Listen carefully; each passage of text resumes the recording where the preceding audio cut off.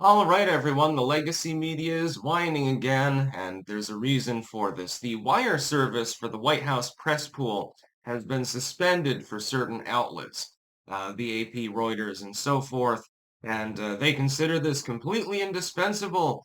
People will be ignorant. They're trying to control information. Rhetorical question time again. I tire of having to make this reference, but I'm going to make it once again.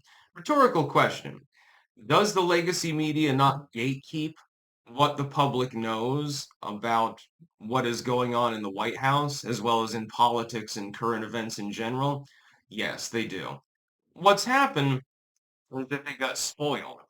And they think that the fact that they have a little piece of paper in their hat that says press entitles them to access to the White House. But freedom of the press, as far as I read the First Amendment, I'm pretty sure there is no specific provision in there entitling corporate news groups access to the White House. I'm pretty sure that that's not in there. If that were true, since I'm engaged in activities of the press, namely analyzing politics and so forth, does that not entitle me to access to the White House? Why is it just you?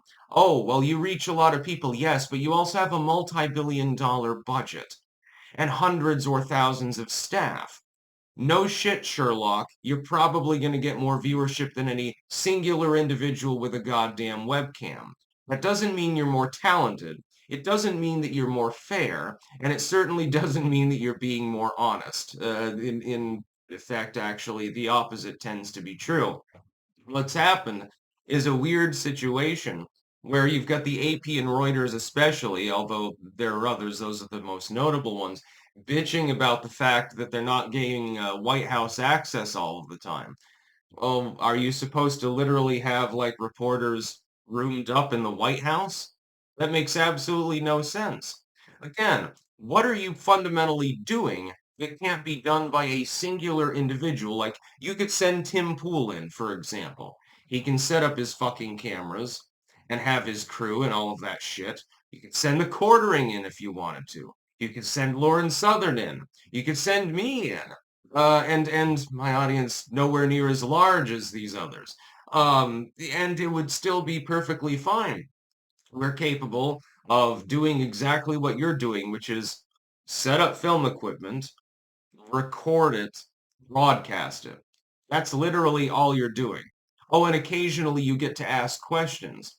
But most often the questions are bullshit anyway. Hell, some of the questions asked to Biden were bullshit. All of these legacy media outlets have an ingrained bias. They just don't admit to having that bias.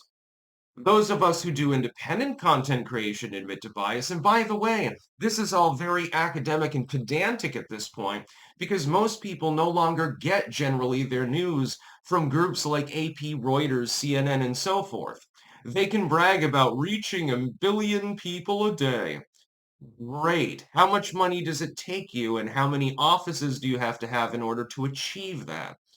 Whereas even relatively smaller content creators, simply with a goddamn TikTok or a YouTube channel or something like that, can reach as an example, as a proportion, many more people than you can, with far lower a budget, while also making considerable sums of money in many cases. So why should we favor you? What's the point? If you're just spewing propaganda, and there's no particular legal provision that protects you, why are you there? And I loved how the Supreme Court said, well, you've got to allow AP in. Can I please ask the Supreme Court to explain its reasoning with regards to that? Why is it an ingrained right? Where in the First Amendment or anywhere else in the Constitution, for example, is there any ingrained right of the press? The right of the press, fundamentally understood in the original language in which it was penned, is the right of people to utilize a printing press. It's the right of people to distribute information. It's the right of people to investigate and report and things like that and to speak freely and so forth. That's the First Amendment, their right to express themselves. You're not being denied your right to report simply because a wire service is no longer available to you from the White House. Because if that were the case, then my First Amendment rights are being violated by not allowing me to set up my webcam in the Oval Office. Quite literally, that would be effectively the read on the interpretation that SCOTUS is giving. I'm not surprised that Donald Trump has now taken to ignoring their decisions entirely. For example, with regards to whatever his name is, the dude that's now in a prison in El Salvador. Legacy media is simply acting entitled. Well, we're the press. We're better than you. We'll decide. You remember that famous CNN piece there? That was, I can't remember how many years ago. It was regarding WikiLeaks, for example. And they're like, don't look at these files, folks. We'll look through them for you. It's illegal, which was completely wrong, by the way. It's illegal. So we'll look through it because we're special and we're allowed to do that, and we'll decide what you need to know. That's almost a verbatim take on what they said. And at the time, I shook my head sadly. And then I was like, I can't imagine that anyone's falling for this at this point. Everyone knows that the legacy media has devolved to the point where you might as well just read the weekly world news. Oh, wait, I think they went out of business some years ago, which is rather sad because at least they were entertaining. Well, CNN is not entertaining. MSNBC is not entertaining. Fox News is not entertaining. We're entertaining. That's why people pay attention to YouTubers, TikTokers, Instagram influencers. I fucking hate that term, by the way. People who are doing that kind of content. I've carefully watched. Uh, my parents are boomers, and I have relatives that are Gen X, and I have relatives that are millennials, and I have friends and relatives that are Gen Z and so forth. And I've carefully watched their news absorbent habits. And I've noticed over the course of only a few short years, virtually everyone is ignoring the legacy media. The only way that they can get a word in edgewise at this point is to pump billions of dollars of often tax-funded ad revenue into these sites in order to gain access to the algorithm. In other words, they have to pay to play. They're pissed about this.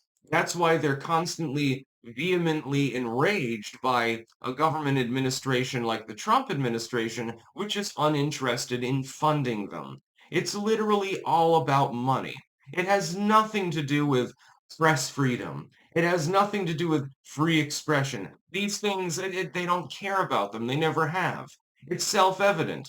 The term legacy media gained predominance for a reason, because legacy outlets that are primarily TV or newspaper based are simply dying. There's nothing they can do about it. It wouldn't matter if the government was promoting them.